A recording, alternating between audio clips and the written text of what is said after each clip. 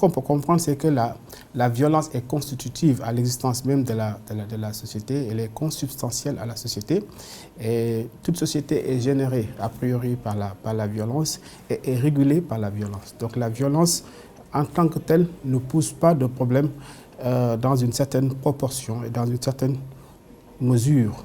Ce à quoi on a assisté dernièrement et qui a fait trembler les soubassements même de notre société, c'est moins la violence en tant que telle que les formes et les proportions qu'elle a prises, cette violence-là.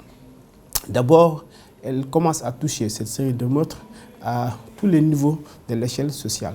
Au début, la violence était le lit, était le propre d'une certaine catégorie de la société, le fait de grands banditismes des personnes assez marginalisées. Par contre, ces temps-ci, on voit que la violence gagne, disons, toutes les couches de la société. Parce que nous avons une sorte de balancier. Nous avons des facteurs qui favorisent un tout petit peu ces violences. Et ces facteurs, on peut les lister, on peut les identifier. Le premier facteur qui engendre une certaine frustration, et laquelle frustration va déboucher certainement sur une tension et une violence à son plus haut niveau, c'est l'étirement de l'échelle sociale. On se rend compte, on peut constater avec tout le monde que l'échelle sociale est en train de se distendre, de s'étirer.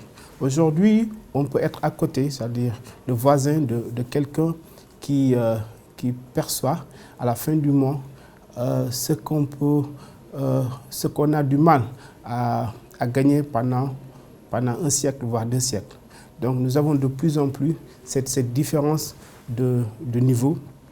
Donc l'échelle sociale est en train de s'étirer, ce qui crée des frustrations. Le deuxième facteur qui est conflictogène, c'est un peu avec l'ouverture de notre société, on assiste à des conflits au niveau des normes.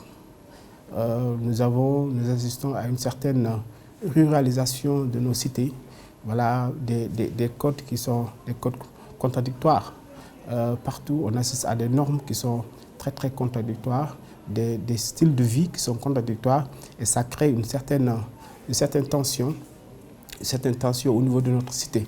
Et le troisième facteur qui est très explicatif de ces violences, c'est la modernité a engendré une amplification des défis, une accélération de ces défis-là, et souvent les personnes se retrouvent avec des situations, des problèmes à résoudre en urgence, et ce qui amène une tension, en tout cas au niveau psychologique.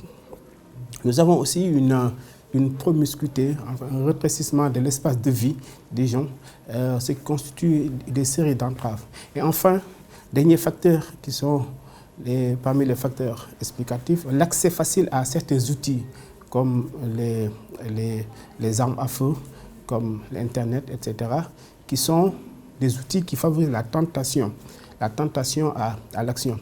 Par contre, si ces phénomènes existent, ces facteurs existent dans toutes les sociétés et qui favorisent un tout petit peu ces tensions et donc la violence à son plus haut niveau, par contre, nous avons des soupapes, des boucliers contre ces violences-là.